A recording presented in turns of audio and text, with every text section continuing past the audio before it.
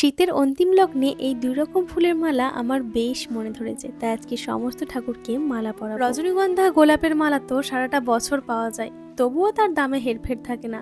অথচ সিজনাল ফুলের এই মালাগুলো আমার বেশ ভালো লেগেছে দামের তুলনায়। মা মনসার পটচিত্র আর তারামার বিগ্রহ যেহেতু বড়, তাই ওই দুটো ব্যতীত আজকে সব ঠাকুরকে এই ফুলের মালা পরালাম।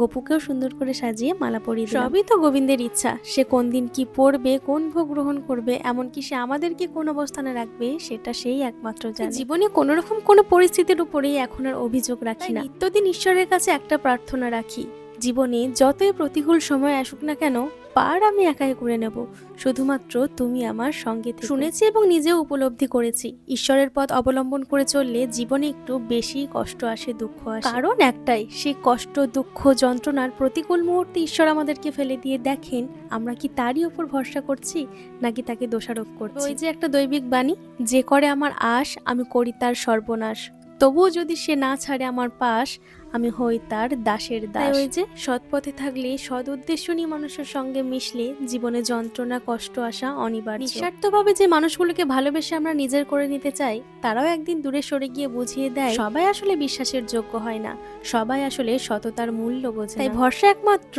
সৃষ্টিকর্তাকেই করো, দিন শেষে অন্তত ঠকে যাওয়ার ভয়টা থাকবে না।